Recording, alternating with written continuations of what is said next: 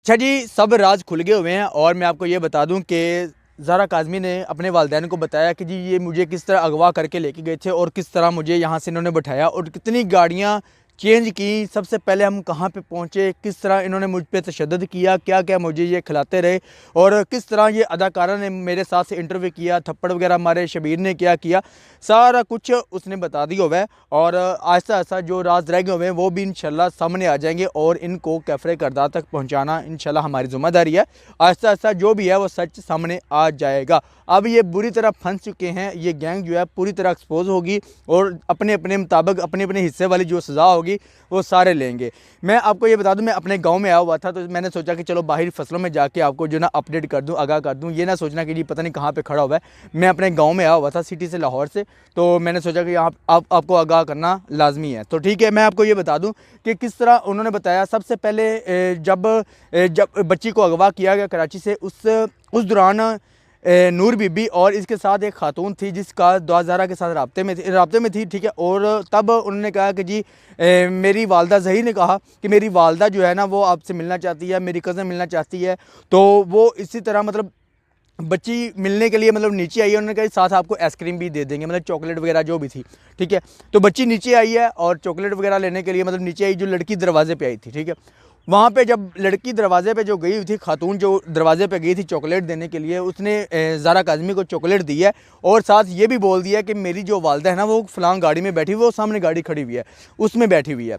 तो ज़ारा काज़मी ने कहा कि मैंने नहीं जाना, मतलब उसको मजबूर किया गया कि यार आप आओ, मतलब कि वो मेरी वालदा मिलना चाहती है या मेरी वालदैन जो ना आपसे मिलना चाहते हैं, इस तरह करके उन्होंने बच्ची को कहा।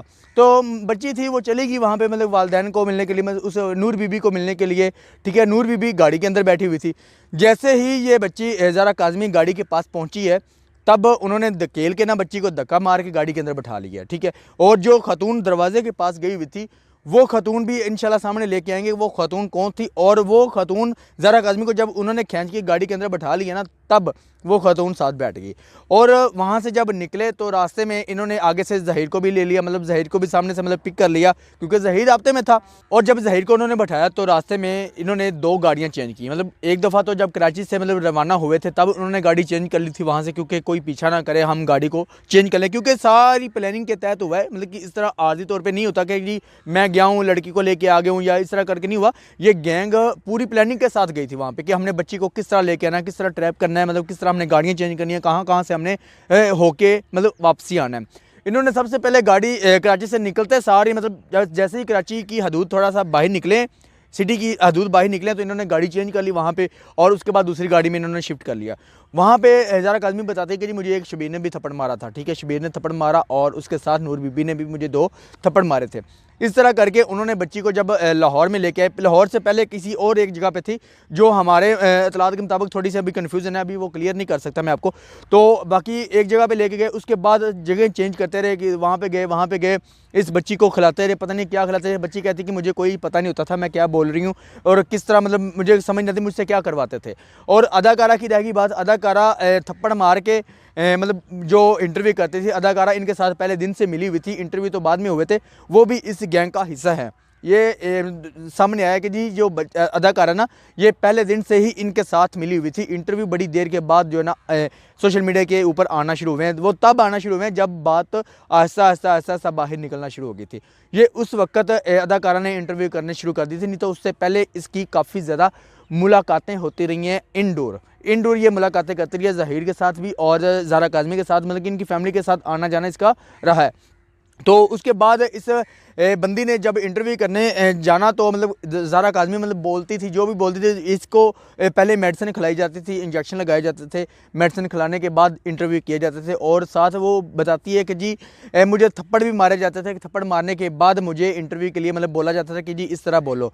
और मेरी कोई बरहाना जो वीडियो थी, बरहाना तस्वीरें थी, वो भी इनके पास थी, मुझे ब्लैकमेल करते थे, अगर आप इस तरह नहीं करोगी, इस तरह नहीं बोलोगी, हम उसको वायरल कर देंगे, उसको हम जो ना मतलब सोशल मीडिया के ऊपर जो ना अपलोड कर देंगे, आप किसी को मुंह दिखाने के लायक नहीं रहोगी, आप अगर इस तरह बोलोगी तो हम उसको कुछ नहीं करेंगे। और मैं आपको ये साथ बताता चलूँ, एक बंदे ने और भी बोल दिया है कि जी ये जो बाप क्लिप देता था सबसे पहले सोशल मीडिया के ऊपर, तो उसको ना तरोड़ मरोड़ के मतलब बताया जाता था कि जी आपके वालिद आपको कत्ल कर देंगे, आपके वालिद आपको ख़त्म कर देंगे, अगर आप उनके पास वापस गए तो वो आपको मतलब ख़त्म कर देंगे जान से, ठीक है। इस तरह की मतलब कि इसको बताते रहे हैं। मतलब कि ज़हरा काज़मी के पास खुद का तो मोबाइल नहीं था जो अपने वालिदैन से वो रब्ता कर लेती, या मतलब कोई ऐसा कोई सोशल मीडिया यूज़ करती हो मतलब कि जिसके उसके सामने मतलब वो क्लिप आते कि जी मेरा वालिद मुझे क्या कहना चाह रहा है, मतलब क्या कह रहे हैं, वो क्या पैगाम दे रहा है, ये वो मतलब कुछ उसके सामने नहीं आता था। ये सारी हकीकत थी। बाकी ये है कि इंशाल्लाह हर अपडेट जो है ना आपको आगाह करता रहूँगा। मैं गाँव में आया हुआ हूँ और इंशाल्लाह यहाँ पे आके खड़े होकर मैं आपको हर चीज़ बताऊँगा, और इंशाल्लाह जितनी भी गैंग है, जितने भी लोग हैं ना, सब इंशाल्लाह एक्सपोज होंगे, सब के सब नंगे होंगे। और देखते जाना इंशाल्लाह, ना तो अदाकारा बचेगी, ना तो कोई ऐसा बंदा बचेगा जिसका इस केस के अंदर हाथ है, ना कोई बंदा नहीं बचेगा। इंशाल्लाह आप हमारा साथ दें, आहिस्ता आहिस्ता सबको एक्सपोज कर देंगे, कोई भी मतलब बचेगा नहीं। इंशाल्लाह हम आपको अपडेट करते रहेंगे। मेरे चैनल को सब्सक्राइब कर लें। इसी के साथ मुझे इजाज़त दें, मिलते हैं इंशाल्लाह नेक्स्ट वीडियो में। तब तक के लिए अल्लाह हाफिज़।